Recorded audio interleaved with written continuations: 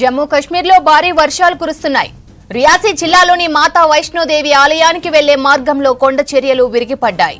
అద్క్వారీలోని ఇంద్రప్రస్థ భోజనాలయం ప్రాంతంలో ఒక్కసారిగా మట్టి పెళ్లలు రాళ్లు విరిగిపడడంతో చాలా మందికి గాయాలైనట్లు తెలుస్తోంది. ఘటనా స్థలానికి చేరుకున్న అధికారులు సహాయక చర్యలు చేపట్టారు. జమ్మూ కశ్మీర్లో 3 రోజులుగా భారీ వర్షాలు కురుస్తున్నాయి. దీంతో నదులు పొంగి ప్రవహిస్తున్నాయి. లోతట్టు ప్రాంతాలు, కొండ ప్రాంతాలలో జనజీవనం స్తంభించిపోయింది.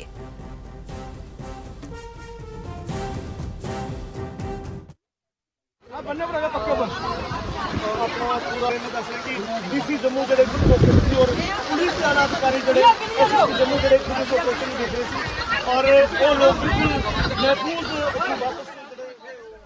జమ్మూ కశ్మీర్లోని కత్వా సహా పలు ప్రాంతాల నుంచి రంజిత్ సాగర్ డ్యాం కు భారీగా వరద చేరుతోంది. దీంతో డ్యాం నిండుకుండలా మారింది. డ్యాం అన్ని గేట్లు ఓపెన్ చేసి దిగువకు నీటిని విడుదల చేస్తున్నారు అధికారులు. లోతట్టు ప్రాంతాల ప్రజలను అప్రమత్తం చేశారు. అత్యవసరమైతేనే బయటకు రావాలని సూచించారు. ఉదంపూర్, కశ్మీర్లోని కాజీగుండ్లోనూ భారీ వర్షాలు కురుస్తుండటంతో వాహనాల రాకపోకలు నిలిచిపోయాయి. రామ్నగర్, ఉదంపూర్, జంగ్వార్, దాత్రి రోడ్లపై మట్టి పెళ్లలు విరిగిపడ్డాయి. కిస్టావర్, దోడా, రాజౌరి జిల్లాల్లోని ఎత్తైన ప్రాంతాల్లో ఇళ్లు, గోశాలలు దెబ్బతిన్నట్లు తెలుస్తోంది.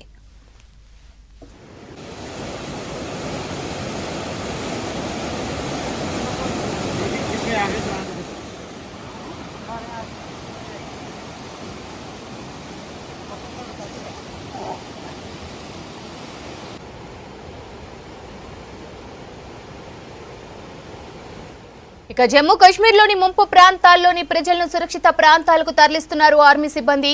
బోట్ల సాయంతో వరదలో చిక్కుకున్న వారిని రక్షిస్తున్నారు. అలాగే దోబా ప్రాంతంలో చినాబ్ నది ప్రమాదకరంగా ప్రవహిస్తోంది. అటు హిమాచల్లోనూ కుండపోత వానలు పడుతున్నాయి. కులు, మనాలిలో భారీ వరదలకు జనజీవనం స్తంభించిపోయింది.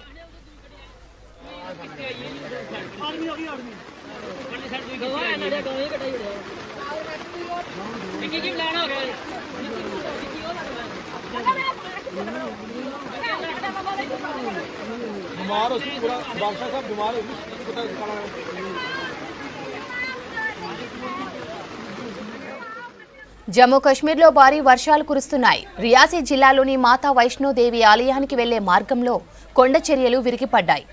అద్క్వారీలోని ఇంద్రప్రస్థ భోజనాలయం ప్రాంతంలో ఒక్కసారిగా మట్టి పెళ్లలు, రాళ్లు విరిగిపడడంతో చాలా మందికి గాయాలైనట్లు తెలుస్తోంది. ఘటనా స్థలానికి చేరుకున్న అధికారులు సహాయక చర్యలు చేపట్టారు.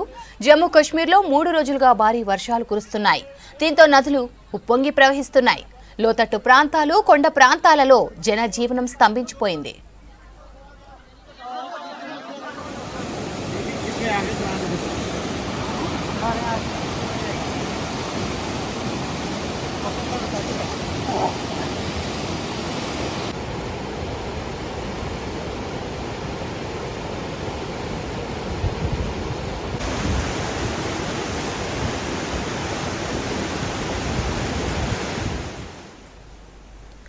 జమ్మూ కశ్మీర్లోని కతువా సహా పలు ప్రాంతాల నుంచి రంజిత్ సాగర్ డ్యాంకు భారీగా వరద చేరుతోంది.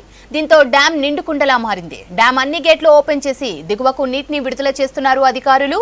లోతట్టు ప్రాంతాల ప్రజలను అప్రమత్తం చేశారు. అత్యవసరమైతేనే బయటకు రావాలని సూచించారు. ఉదంపూర్, కశ్మీర్లోనూ కాజిగుండ్లోనూ భారీ వర్షాలు కురుస్తుండటంతో వాహనాల రాకపోకలు నిలిచిపోయాయి. రామ్నగర్, ఉదంపూర్, జంగల్వార్, దాత్రి రోడ్లపై మట్టి పెళ్లలు విరిగిపడ్డాయి. కిస్టావర్, దోడా, రాజౌరి జిల్లాల్లోని ఎత్తైన ప్రాంతాల్లో ఇళ్లు, గోశాలలు దెబ్బతిన్నట్లు తెలుస్తోంది.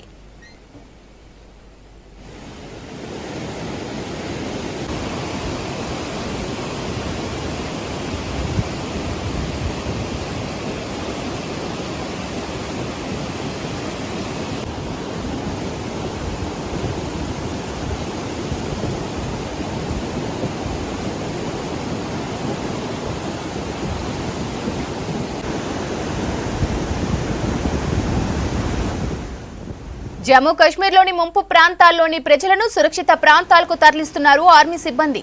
బోట్ల సాయంతో వరదలో చిక్కుకున్న వారిని రక్షిస్తున్నారు.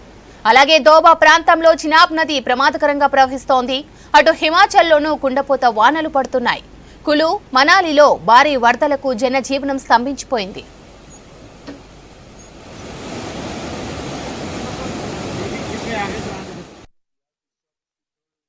रेस्क्यू करके अभी इनको लेके आया। अभी हमें निकलना है, कहीं और भी जाना है रेस्क्यू के लिए। तो 1.5 से 2 घंटे हम फंसे हुए थे। जब से पानी आया तब अंदर ही थे। तब बारिश सुबह से हो रही है, पानी एकदम ही आ गया। अच्छा, एकदम से अंदर हमारे 3 फुट तक पानी आ गया था।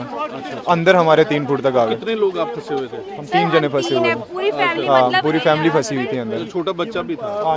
इंडियन आर्मी ने बहुत अच्छा काम किया। अभी हमें उन्होंने लाया बाहर। सर मॉर्निंग से ही जब से पानी आया हुआ है तब से हम अंदर ही थे। पानी का बहाव इतना तेज़ था कि हमने रिस्क नहीं लिया बाहर आने का, हम लोग अंदर ही रहे। और हमने हमारे जो हेल्प नंबर थे, हेल्पलाइन के नंबर, हमने सबको कांटेक्ट किया और किसी तरह से हमारे तक हेल्प पहुंच गई। इंडियन आर्मी और भी जो हमारे यहाँ के नियर बाय जो लोकेशन के लोग हैं, ये सब यहाँ बाहर थे और हमारे तक हेल्प पहुंच गई। सर बिल्कुल सर, डर तो था, लेकिन एक भरोसा हमें भगवान के ऊपर भी था और दूसरा भरोसा अपनी गवर्नमेंट के ऊपर, इंडियन आर्मी के ऊपर हमें पूरा भरोसा था। सर 2 मिनट, अभी क्या बताएंगे क्या हुआ? काफी पानी आया हुआ है, कितने लोग फंसे हुए हैं? सर इसमें हमारी कोई गलती नहीं है, इसमें गलती है पूरी एडमिनिस्ट्रेशन की। आपका नाम क्या है? अमन अमन। सर क्या हुआ, कितने लोग फंसे हुए थे आज? सर पूरी फैमिली, होल फैमिली फंसी थी।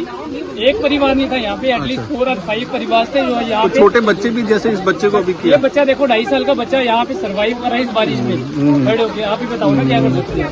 तो अभी कैसे इसको रेस्क्यू किया गया? चलो रेस्क्यू SDRF की टीम का बहुत बहुत थैंक यू। उन्होंने हमको होल फैमिलीज को बचा लिया, जितनी भी फैमिलीज थी हमारी यहाँ पे। हम उनका तहे दिल से थैंक यू करना चाहते हैं कि इतनी बड़ी बारिश में हमारे सभी परिवारों को उन्होंने सुरक्षित सेफली एक अच्छी कंडीशन में पहुँचा दिया, ताकि हम यहाँ से दूसरी साइड को पहुँच। రాష్ట్రంలో గణపతి నవరాత్రి ఉత్సవాలకు సర్వం సిద్ధమైంది. ఊరు వాడ, పల్లెపట్నం, వాడవాడల బొజ్జ గణపయ్య కోసం మండపాలు సిద్ధమయ్యాయి. వినాయక చవితి సందర్భంగా రేపు అన్ని జిల్లాల్లో గణనాథులు కొలువుతీరనున్నారు. విఘ్నాధిపతిని పూజిస్తే విఘ్నాలు తొలగుతాయని నమ్ముతున్నారు భక్తులు. మరోవైపు పండుగ రోజు ఎలాంటి అవాంఛనీయ ఘటనలు జరగకుండా చూసేందుకు పోలీసులు ముందు జాగ్రత్త చర్యలు చేపట్టారు.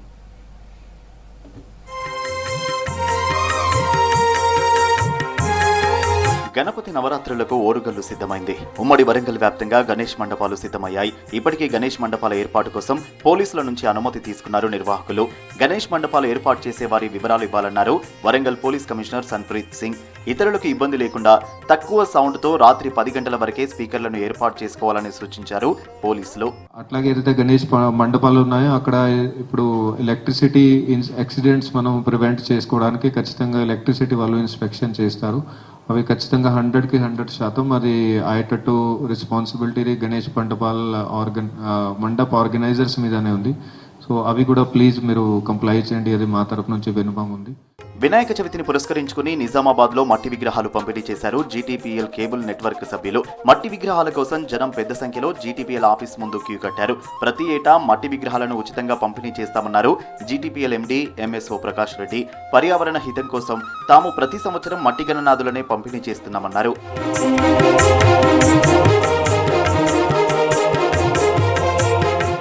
గణపతి నవరాత్రి ఉత్సవాల్లో భాగంగా ప్రతి ఒక్కరూ శాంతియుతంగా పండుగను నిర్వహించాలన్నారు నల్గొండ జిల్లా ఎస్పీ శరత్ చంద్ర పవార్. గణపతులను ప్రతిష్ఠించే వాళ్ళు పోలీస్ యాప్ ద్వారా రిజిస్ట్రేషన్ చేసుకోవాలని సూచించారు.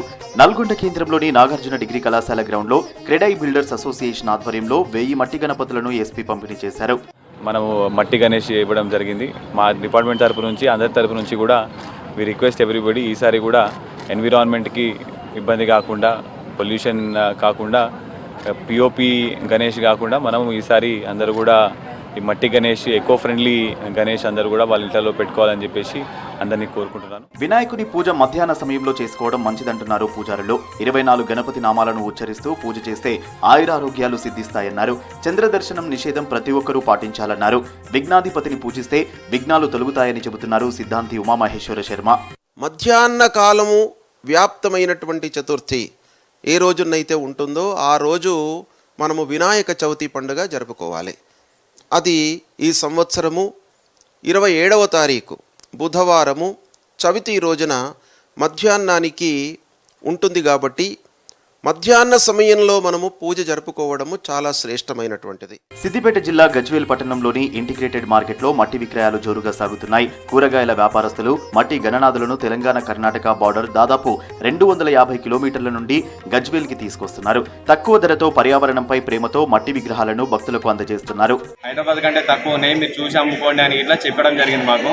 మేము అదేం దృష్టిలో పెట్టుకోకుండా మేము అందరూ మట్టి వినాయకులు పెట్టుకోవాలనే కాన్సెప్ట్ మా ఆలోచన విధానం అట్లా ఉంది కనుక మేము వాళ్ళని చెప్పే విధానం వినకుండా మాకు వచ్చిన దాని మీద కిరాయిలు, ట్రాన్స్పోర్టు, మేము ఉండే ఛార్జీలు మాత్రమే తీసుకొని ఇస్తున్నాము. లాభాపేక్షనే మేము ఆలోచన చేయకుండా అందరూ పర్యావరణాన్ని కాపాడడం కోసం ఇలాంటి మేము మా వంతు ప్రయత్నం చేస్తున్నాము. మనం ఎవరైనా ప్రతి ఒక్కరము ప్లాస్టిక్ నిషేధించాలంటే మట్టి విగ్రహాలే వాడాలి. మట్టి విగ్రహాలకే పూజ చేసే పుణ్యం ఉంటుంది. మన భావి తరాలకు కూడా పిల్లలు కూడా మనం చేస్తుంటే పిల్లలు కూడా మట్టి విగ్రహాల మీద చేసే విధానం ఉంటుంది.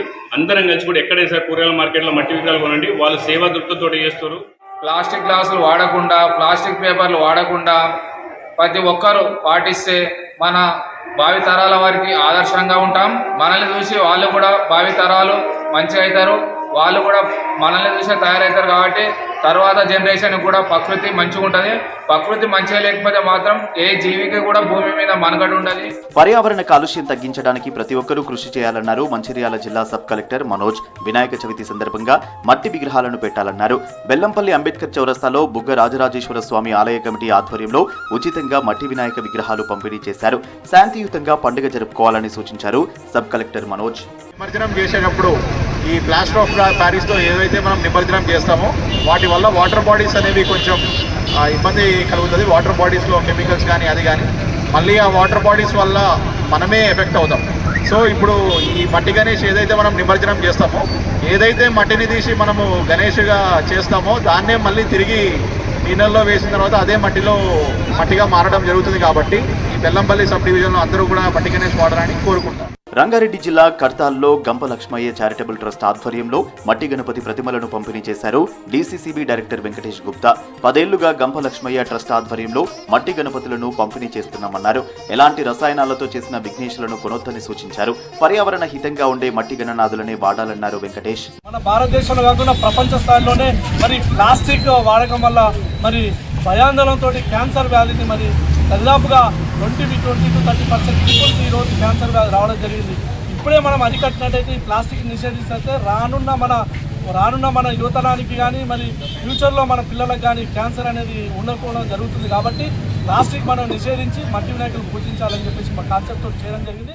జగిత్యాల జిల్లాలో వినాయక చవితి ఏర్పాట్లు ముమ్మరంగా జరుగుతున్నాయి. మండపాల్లో ప్రతిష్ఠించేందుకు వినాయక విగ్రహాలను కొంటున్నారు నిర్వాహకులు. శోభాయాత్రలతో గణనాథుడిని మండపాలకు తీసుకెళ్తున్నారు. మెట్పల్లిలోని ప్రధాన వీధుల్లో హిందూ సేన పాతబస్తీ యూత్ ఆధ్వర్యం శోభాయాత్ర కన్నుల పండుగగా సాగింది. లైటింగులు, డప్పు చప్పుల మధ్య గణనాథులను తీసుకెళ్లారు.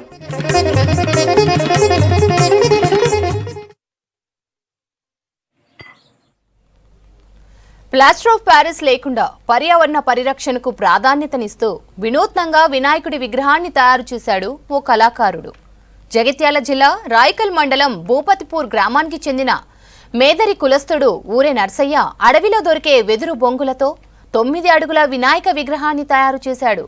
వారం రోజుల పాటు శ్రమించి 3 పడగల వినాయక విగ్రహాన్ని రూపొందించాడు. ప్లాస్టర్ ఆఫ్ ప్యారిస్తో గాలి, నీరు, నేల కలుషితం అవుతుందని, వాటిని కాపాడుకోవాల్సిన బాధ్యత ప్రతి ఒక్కరిపై ఉందని తెలిపారు నర్సయ్య. ప్రభుత్వం తమలాంటి కళాకారులను ప్రోత్సహించాలని కోరారు.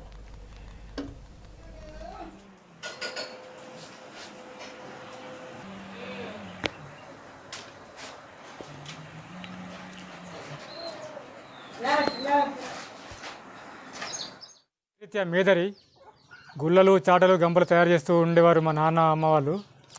అయితే ఇప్పుడు నేను కొత్తగా ఈ యొక్క సహజసిద్ధంగా లభించినటువంటి వెదురు బొంగులను ఉపయోగించి వాటర్ ఫౌంటైన్లు కావచ్చు, నెమలిలు, అలాగే పడవలు, గృహం లోపల పెట్టుకునేటువంటి డెకరేటివ్ వస్తువులన్నీ కూడా చేస్తూ ఉంటాను. అలాగే గత సంవత్సరం ఈ యొక్క వెదురు బొంగులను ఉపయోగించి ఒక వినాయకుని చేయడం జరిగింది. అది మా గ్రామం తరపున చాలా బ్రహ్మాండంగా ఉత్సవాలు జరిపారు. అది చూసి ఇంకా ఈ సంవత్సరం కూడా ఏదైనా పెద్దగా చేద్దామని ఒక ఆలోచనతోని అదే వెదురు బొంగులను ఉపయోగించి ఇంకా కొంచెం పెద్దగా ఒక డిజైన్ కొంచెం మార్పు చేసి చేయడం జరిగింది. ఇది దాదాపు నాకు ఒక 20-25 రోజులు సమయం తీసుకున్నది. 9 ఫీట్ల హైట్ ఉంది. ఇది 9 ఫీట్ల హైట్తో చేయడం జరిగింది. దీనివల్ల ఏమవుతుందంటే మనకు పర్యావరణానికి ఎలాంటి చెడు అనేది జరగదు. నిమజ్జనం చేయడం కూడా చాలా ఈజీ. రసాయనాలతో ఉపయోగించేటువంటి వినాయకులను కాకుండా ఇలాంటి వినాయకులను ప్రోత్సహిస్తూ మాలాంటి కళాకారులను కూడా ప్రోత్సహిస్తే మునుముందు ఇంకా మంచి మంచి డిజైన్లలో చేయడానికి కూడా మేము ప్రయత్నం చేస్తాం. అయితే మా గ్రామానికి చెందినటువంటి ఊరే నర్సయ్య గారు మొదటి నుంచి చిన్నప్పటి నుంచి నేను గమనించాను. వారు కళా పోషణతో ఉన్నటువంటి వ్యక్తి. మరి చిన్నప్పుడు కూడా ఏదో ఐటమ్స్ చేస్తుండేది. అయితే మేము రాష్ట్ర ప్రభుత్వం గత ప్రభుత్వము పల్లె ప్రకృతి వనం తీసుకొచ్చినప్పుడు పల్లె ప్రకృతి వనంలో మనకు నేచురల్గా ఉండేటువంటి కొన్ని తయారు చేయడం జరిగింది. వాల్స్ కానీ తర్వాత బావి ఇంకా గుడిసె ఇట్లాంటి దానిలో భాగంగా అన్నయ్యను సంప్రదించి మనం ఒకటి అంబ్రెల్లా అంటే మనకు బీచ్లలో చేసేటువంటి ఆర్టిఫిషియల్ అట్లాంటివి కాకుండా నేచురల్గా మనం చేద్దామని ఆలోచనతో అన్నయ్య అలానే ఆయన గల్ఫ్ వెళ్తున్న సమయంలో ఒక్క రోజులోనే మనకు ప్రకృతి వనంలో తయారు చేసి ఇవ్వడం జరిగింది. దాని ద్వారా మంత్రుల దృష్టికి తీసుకెళ్ళడం జరిగింది. మంత్రులు చాలా ఎమ్మెల్యే గారు అప్రిషియేట్ చేయడం జరిగింది. ఆ తర్వాత ఆయన సొంత కళను నైపుణ్యాన్ని ఉపయోగించి వాటర్ ఫౌంటైన్ చేయడం జరిగింది. తర్వాత గృహోపకరణాలకు సంబంధించినటువంటి ఆర్ట్స్ క్రాఫ్ట్స్కి సంబంధించినటువంటి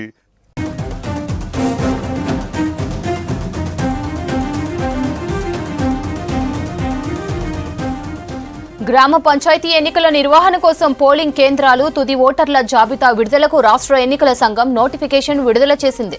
ఈ నెల 28వ తేదీన అన్ని గ్రామ పంచాయతీల ఓటర్ లిస్టును డిస్ప్లే చేయాలని ఈసీ ఆదేశించింది. 29న పొలిటికల్ పార్టీలతో మీటింగ్, 30లోగా మండలాల వారీగా రాజకీయ పార్టీలతో సమావేశాలు నిర్వహించాలని ఈసీ ఆదేశించింది. వచ్చే నెల 2వ తేదీలోగా ఫైనల్ ఓటర్ లిస్టును ప్రకటించాలని నోటిఫికేషన్లో తెలిపింది.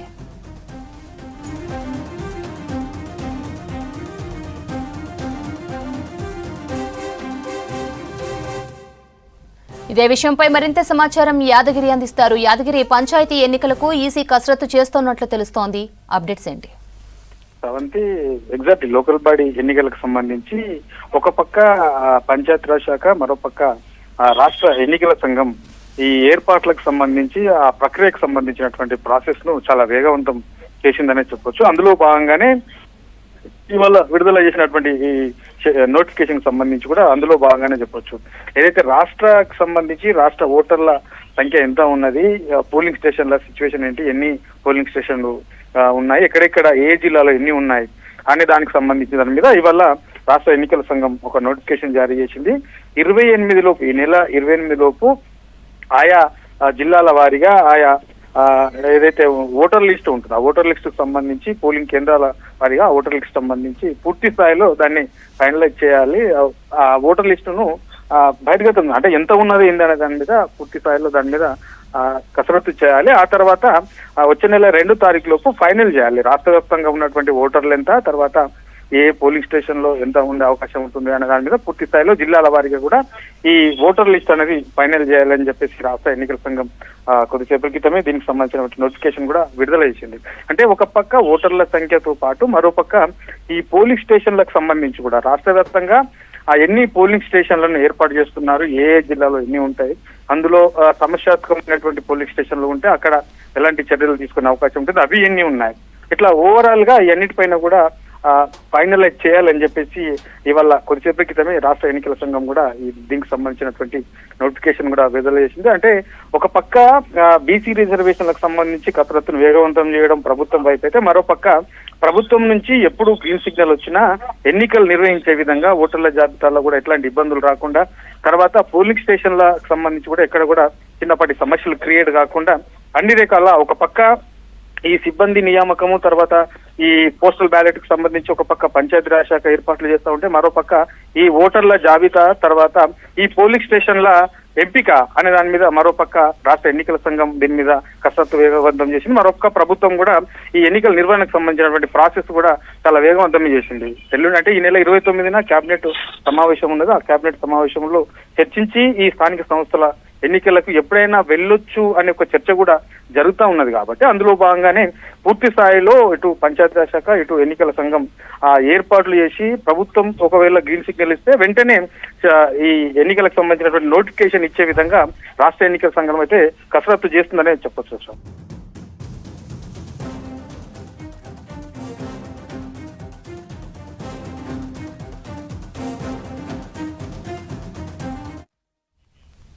రాష్ట్రానికి రెయిన్ అలర్ట్ జారీ చేసింది వాతావరణ శాఖ. ఈ రోజు నుంచి మరో 4 రోజుల పాటు వర్షాలు పడే అవకాశం ఉందని తెలిపింది. పలు ప్రాంతాల్లో మోస్తరు నుంచి భారీ వర్షాలు కురిసే ఛాన్స్ ఉన్నట్లు అంచనా వేసింది ఐఎంటీ. ఇవాళ పలు జిల్లాల్లో వర్షం పడింది. మరోవైపు ప్రాజెక్టులకు వరద ప్రవాహం కొనసాగుతోంది. పలు ప్రాజెక్టుల గేట్లు ఓపెన్ చేసి నీటిని దిగువకు వదులుతున్నారు అధికారులు.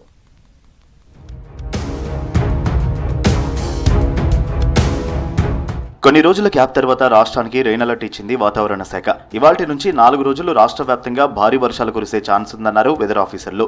ఇవాళ రేపు ఉత్తర తెలంగాణ, మధ్య తూర్పు, పశ్చిమ జిల్లాల్లో వర్షాలు పడే ఛాన్స్ ఉందన్నారు.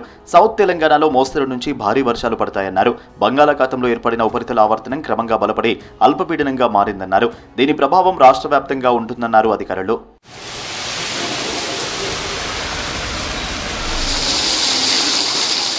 పెద్దపల్లి జిల్లా శ్రీపాద ఎల్లంపల్లి ప్రాజెక్టులోకి వరద నీరు కంటిన్యూ అవుతోంది. ఎగువ నుంచి వస్తున్న వరదతో ప్రాజెక్టులోకి 42,118 క్యూసెక్ల ఇన్ఫ్లో చేరుతోంది. దీంతో 9 గేట్లను ఎత్తి దిగువకు నీటిని విడుదల చేశారు అధికారులు.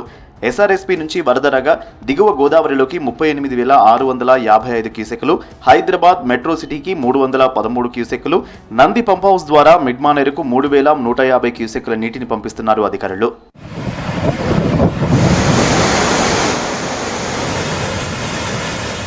నల్గొండ జిల్లాలోని నాగార్జున సాగర్ ప్రాజెక్టుకు వరద ఉధృతి తగ్గుతోంది. ప్రస్తుతం 18 గేట్లు ఎత్తి కిందికి నీటిని విడుదల చేస్తున్నారు అధికారులు. ఇన్ఫ్లో, అవుట్ఫ్లో 19,07,567 క్యూసెక్లుగా ఉంది. సాగర్ పూర్తి స్థాయి నీటి మట్టం 590 అడుగులు. ప్రస్తుతం 585.60 అడుగుల మేర నీరు ఉంది. సాగర్లో గరిష్ట నిల్వ సామర్థ్యం 312 టీఎంసీలు. ప్రస్తుతం 299 టీఎంసీల నీరు ఉంది. ప్రధాన జల విద్యుత్ కేంద్రంలో విద్యుత్ ఉత్పత్తి కొనసాగుతోంది.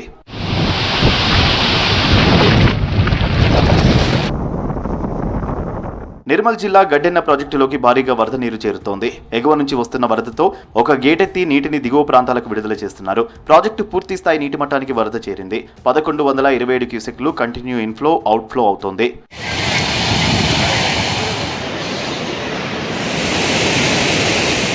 భద్రాద్రి కొత్తగూడెం జిల్లా కేంద్రంలో మోస్తరు వర్షం కురిసింది. కొత్తగూడెం పట్టణంతో పాటు పరిసర ప్రాంతాల్లో వర్షం పడింది. దీంతో పలుచోట్ల లోతట్టు ప్రాంతాలు జలమయమయ్యాయి. రోడ్లపై వరద చేరింది. మరో 2 రోజుల పాటు వర్షాలు పడే అవకాశం ఉందని, భారీ నుంచి అతి భారీ వర్షాలు కురుస్తాయని తెలిపింది వాతావరణ శాఖ. నల్లగొండ జిల్లా ఎస్సీ ఎస్టీ కోర్టు సంచలన తీర్పు చెప్పింది. తిప్పర్తి మండలానికి చెందిన మైనర్ బాలికపై అత్యాచారం కేసులో నిందితుడు కయ్యంకు 51 ఏళ్ల జైలు శిక్ష విధించింది నల్గొండ జిల్లా కోర్టు. అత్యాచారానికి 20 ఏళ్లు, పోక్సో చట్టం కింద 20 ఏళ్లు, ఎస్సీ ఎస్టీ చట్టం కింద మరో 10 ఏళ్లు జైలు శిక్ష విధించారు SC ST court judge Rojaramani. అలాగే ఐపీసీ 506 సెక్షన్ కింద మరో 1 ఏడాది కారాగార శిక్ష విధిస్తూ తీర్పు చెప్పారు. మైనర్ బాలికను అత్యాచారం చేసినందుకు నిందితుడు కయ్యంకు మొత్తం 51 ఏళ్ల జైలు శిక్ష పడింది. దీంతో పాటు 85,000 జరిమానా విధించారు జడ్జ్. బాధితురాలికి 7 లక్షల పరిహారం ఇవ్వాలని ఆదేశించారు.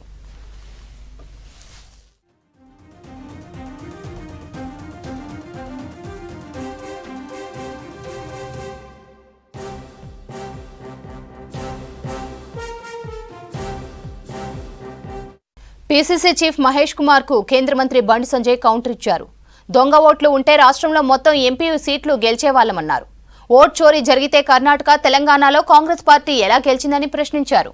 బీసీ జపం చేస్తున్న కాంగ్రెస్ బీసీ ఉపరాష్ట్రపతి అభ్యర్థిని ఓడించేందుకు యత్నిస్తుందన్నారు. బీజేపీ దేవుళ్లను నమ్ముకున్న పార్టీ అన్నారు. కాంగ్రెస్ లెక్క ఓట్ల కోసం బుజ్జగింపు రాజకీయాలు చేయమన్నారు బండి సంజయ్. ప్రజలు నాకు బ్రహ్మాండమైన మెజార్టీని కప్పయిపోయారు. కాబట్టి ఓట్లు వేసిన ప్రజలను దొంగోట్లంటే ఇది కరీంనగర్ పార్లమెంట్ నియోజకవర్గ ప్రజలతో పాటు ఈ 8 నియోజకవర్గాల పార్లమెంట్ నియోజకవర్గాల్లో ఆ ఓటర్లను అవమానించినట్ట కాదా? ఒక్కొక్క ఇంట్లో 10 ఓట్లు. నేనేమంటున్నానంటే సరే, రేవంత్ రెడ్డి గారు స్పందించాలి. అసెంబ్లీ రద్దు చేయాలి, ఎన్నికల కమిషన్ లెటర్ రాయాలి, రాసి మొత్తం పూర్తిగా ఒక్కొక్క ఇంట్లో డబుల్ ఓట్లుండి అన్ని తీసేయమని చెప్పి లెటర్ అయ్యింది. దాని తర్వాత మళ్ళీ ఎలక్షన్స్ పెట్టుర్రి. మళ్ళా కాంగ్రెస్ పార్టీ అధికారంలోకి వస్తే రాజకీయ సంఘాలు తీసుకుంటారు. గ్రామ పంచాయతీలకు కాంగ్రెస్ పార్టీ ప్రభుత్వం అధికారంలోకి వచ్చిన తర్వాత ఒక్క పైసా ఇచ్చిన చెప్పారు. ఒక్క పైసా. నాకు తెలిసి దేశంలో సంవత్సరాల కాలంలో గ్రామ పంచాయతీకి ఒక్క పైసా ఇవ్వకుండా ఉన్న ఏకైక ప్రభుత్వం తెలంగాణలో కాంగ్రెస్ పార్టీ ప్రభుత్వం. ఒక్క పైసా కూడా ఇవ్వలే. ఇప్పుడు ఎన్నికలు దేనికోసం పెడతా అనుకుంటున్నారు? కేంద్ర ప్రభుత్వం నిధులు ఇస్తుంది కాబట్టి ఎన్నికలు పెడదాం అనుకుంటున్నారు. మరి కేంద్ర ప్రభుత్వం నిధుల కోసం ఎన్నికలు పెడితే ప్రజలు ఎవరు కొట్టేస్తారు? కేంద్రంలో అధికార పార్టీకి బీజేపీకి ఓటేస్తారు. దాని మీద స్పష్టం చెప్పని చెప్పాను. రాత్రిపూట యాత్రలు చేసి ప్రజలను కలవకుండా ఒకసారి బీసీ ఆయనే బీజేపీ రాష్ట్ర అధ్యక్షుడు తీసేసినప్పుడు ఒక బీసీ నాయకుడిగా స్పందించినాడు. బీసీ ఆయనే అంటున్నాడు, బీసీ కాదని ఆయన అంటున్నాడు. ఆయన చూస్తే ఏదంటే గజనీసిమా గుర్తొస్తుంది. కరీంనగర్ ప్రజలు ఆయన గుర్తుపడతారా?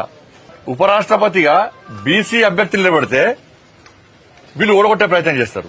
కర్ణాటకలో ఎట్లా వస్తుంది అధికారం మీకు? తెలంగాణలో అధికారం ఎట్లా వస్తుంది?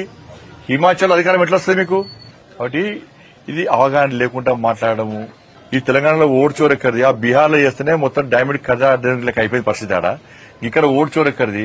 8 మంది మేము కాంగ్రెస్ ఎంపీలకు గెలిచినాం. మేము గెలిచిన కూడా ఓటు చోరీ అంటే ఇప్పుడు నమ్ముతాడు అన్న. ఇది మేము ఎన్నికలు ఉన్నా లేకున్నా సనాతన ధర్మం కోసం, హిందూ సమాజం కోసం, హిందూ ధర్మ పరిరక్షణ కోసం పక్కా భారతీయ జనతా పార్టీ ముందు ఉంటది. ఎన్నికల కోసం కాదు.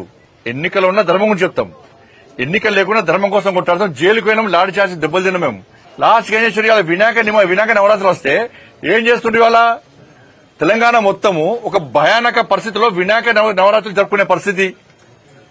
పోలీస్ పర్మిషన్ అంటున్నారు, ఫైర్ పర్మిషన్ అంటున్నారు, ఎలక్ట్రిసిటీ పర్మిషన్ అంటున్నారు, రెవెన్యూ పర్మిషన్ అంటున్నారు. పోయినసారి ఎక్కడ వినాయకుడు పెట్టారు ఆడ పెడితే కూడా రోడ్డు కట్ట ఉందంటారు. ప్రజలకు లేని ఇబ్బంది మీకెందుకు? అది దేవుళ్ళ పార్టీ. ఎన్నికలు ఉన్నా లేకుండా ధర్మం కోసం, సనాతన ధర్మం కోసం, సనాతన ధర్మం కాపాడడం కోసం బాగా జాబితా చెప్తున్నా. కరీంనగర్ పార్లమెంట్ సభ్యుడిగా హిందూ ఓట్ బ్యాంక్ ద్వారా గెలిచిన 2014 కన్నా ముందు కాంగ్రెస్ పార్టీ హయాంలో ఇతర దేశాల నుంచి రోహింగ్యాలు. ఆదివాసీల పసందైన వంటలు నోరూరిస్తుంటాయి. ఒకసారి తింటే చాలు మళ్లీ మళ్లీ తినాలనిపిస్తుంటాయి. అలాంటి బొంగు చికెన్, పుట్టగొడుగులు వంటకాలను ఆదివాసీలు ప్రపంచానికి చాటారు. అదే వరుసలో మరో వంటకం అందరినీ నోరూరిస్తుంది. అదే వెదురుగడ్డల వంటకం. వెదురుగడ్డలతో కమ్మని కూరను ఆదివాసీలు ఎలా తయారు చేస్తున్నారో తెలుసుకుందాం. వెదురుగడ్డల్ని తింటున్న ఆదివాసీలు, ఆరోగ్యానికి అమృతం అంటున్న ఆదివాసీ బిడ్డలు, రోగాలను పాతర వేస్తాయంటున్న గిరిజనులు, వెదురుగడ్డలను ఆహారంగా తింటున్న ఆదివాసీ బిడ్డలపై V6 న్యూస్ స్పెషల్ రిపోర్ట్.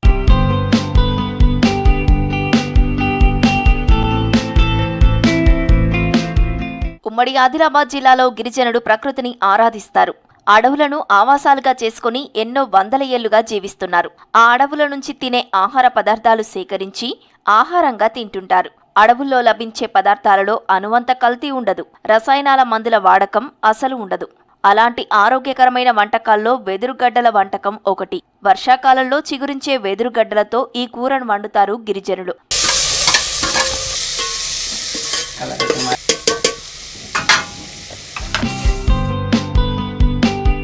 అది కూడా పొలాల అమావాస్య ముందు మాత్రమే వండుకొని తింటారు. వెదురుగడ్డల వంటకం బొంగు చికెన్ను, పుట్టగొడుగుల వంటకాన్ని మించిన వంటకం అంటున్నారు గిరిజన బిడ్డలు. అడవికి పోయి వెదురుగడ్డని తెస్తాం, చిన్న చిన్న ముక్కలు చేసి ఉడకబెట్టినాక తాల్పు చేస్తున్నాం సార్. రుచి మంచిగానే వస్తుంది, కూరల లెక్కనే గోబెగడ్డల లెక్క వస్తుంది. పచ్చక పిల్లలు నెల ఉంటాయి కదా, ఆ నెల నుంచి ఈ నెల దాకా తింటారు. మంచిగా బలమని ఇప్పుడు అయితే తాతలు అయితే ముత్తాతలు చెప్పినారు, బలమే అంటున్నారు. తడకలకి పనికిస్తుంది, సాటలకు గంపలకు అన్నికి పనికిస్తుంది. ఇది మళ్ళీ కూర తినేటానికి కూడా బలం ఇస్తుంది. అడవుల నుంచి వెదురు బొంగులను సేకరించి బొంగుల నుంచి వెదురు గడ్డలను వేరు చేస్తారు. ఆ తర్వాత గడ్డలను చిన్న ముక్కలుగా కోస్తారు. వాటిని నీటిలో ఉడకబెడతారు. ఉడికిన వెదురు గడ్డలతో ఆదివాసీలు కూర వండుతారు. అన్నంలో వెదురు గడ్డల రుచి బాగుంటుందంటున్నారు గిరిజనులు. కమ్మని టేస్ట్తో పాటు మెండుగా పోషకాలు ఉంటాయంటున్నారు. అడవికి పోయి తెస్తాం, తెచ్చి దాన్ని మంచిగా శుభ్రంగా కడగతాం. కడిగి చిన్న చిన్న ముక్కలు చేస్తాం. ముక్కలు చేసి ఉడకబెడదాం. ఉడకబెట్టి బాగా ఉడకబెట్టినాక దాన్ని మంచిగా తాలిపేస్తాం. నూనె పోస్తాం, జీలకర్ర, పచ్చిమిర్చి ఇది అంతా వేసి, కారము, పసుపు అంతా వేసి చేస్తాం. మంచిగా ఉంటుంది. మా తాతల నుంచి ముత్తాతల నుంచి ఇది తినాలని ఉన్నది, బలంగా ఉంటుందనే తింటున్నాం మేము. వెదురుగడ్డల కూర తినడంతో రోగాలు రాకుండా ఉండొచ్చని చెప్తున్నారు. సహజ సిద్ధంగా దొరికే కూరగాయలు, దుంపలు తినడం వలనే తాము ఆరోగ్యంగా ఉంటున్నామని తెలిపారు గిరిజనుడు.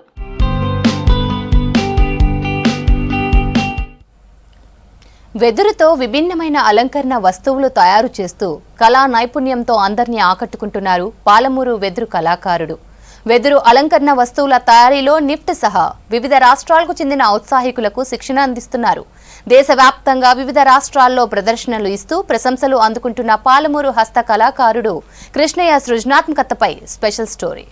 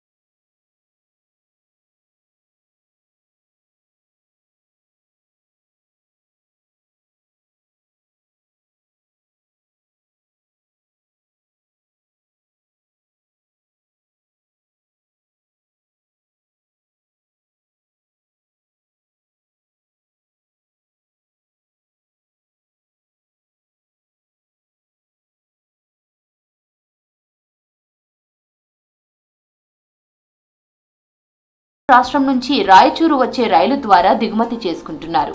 విభిన్నమైన వస్తువులు తయారు చేసి అమెరికా, దుబాయ్, ఆస్ట్రేలియా దేశాలకు కూడా కళాకృతులు పంపిస్తున్నారు. తాను తయారు చేసిన అలంకరణలను వివిధ రాష్ట్రాల్లో హస్తకళల ఎగ్జిబిషన్లో ప్రదర్శించి ప్రశంసలు అందుకున్నారు. ఇవి బ్యాంబూ అనేది నేనైతే ఇప్పుడు కర్ణాటక మన రాయచూరు నుంచి తీసుకొస్తాను. ట్రైన్ ద్వారా రాయచూర్ టు ఇక్కడ వస్తుంది. ట్రైన్ ద్వారా తీసుకొచ్చుకొని చేస్తున్నాను. ఇక ఒకటి ఈ ఐటమ్స్ కూడా ఇవి మన ఒకటి 1500 రూపాయలు స్కూటరు, పెయింట్ వేయలేదు. ఒక 1200 రూపాయలు నెమలి, బుల్లెట్, ఈ రకంగా ఎద్దుల బండ్లు, రథం బండ్లు అన్నీ కూడా అన్నీ అడుగుతున్నారు. పూల చెట్లు అన్నీ. పొట్టకోటి కోసం కులవృత్తిపై ఆధారపడిన కృష్ణయ్య పెద్దగా చదువుకోలేదు. 30 ఏళ్లుగా వెదురుతో వివిధ వస్తువులు తయారు చేసి అమ్ముతూ జీవనం సాగిస్తున్నారు. వీరు రూపొందించే గృహోపకరణాలు చార్మినార్, తాజ్మహల్, బుల్లెట్, స్కూటర్ తదితర కళాకృతులకు మంచి ఆదరణ ఉంది. వీరి కళను హైదరాబాద్ మాదాపూర్లోని national institute of fashion technology గుర్తించింది. తమ విద్యార్థులను ఏటా వీరి దగ్గరకు పంపుతోంది.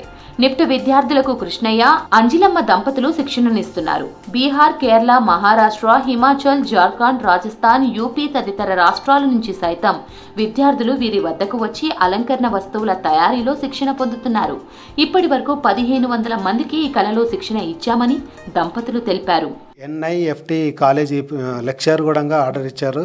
వాళ్ళు కూడా ట్రైనింగ్ ఇవ్వాలని వాళ్ళు చెప్పారు. వాళ్ళ తర్వాత నెక్స్ట్ మధ్యప్రదేశ్, అక్కడ కూడా కాలేజీలో కొన్ని ప్రాక్టికల్స్ ఉంటాయి. ఇలాంటి ఐటమ్స్ కూడా ఎలా చేస్తారు, కొలతలు ఏంటి, ఇవన్నీ అడుగుతారు. వాళ్ళకి చూపిస్తూ వాళ్ళు నోట్బుక్లో నోట్ చేసుకుంటున్నారు. ఆ రకంగా చేసిన తర్వాత ఒకసారి ఢిల్లీలో కూడా అక్కడ కాలేజీ ప్రోగ్రామ్స్ వచ్చినాయి. అక్కడ 10 days ఉన్నాం. అక్కడ ఫ్లైట్లో తీసుకుపోయారు. అప్ అండ్ డౌన్ ఛార్జెస్ కూడా వాళ్ళది. అడవిలో వెదురుపై ఆంక్షలు, కాలానుగుణంగా ప్లాస్టిక్ ప్రభావంతో వచ్చిన మార్పు వెదురుపై ఆధారపడిన ప్రజల జీవితాలపై పెను ప్రభావం చూపింది. దీంతో వెదురు కళాకారులు అంతరించిపోతున్నారు. తమ కళను గుర్తించి ప్రభుత్వం ఆదరించాలని వెదురు కళాకారులు కోరుతున్నారు.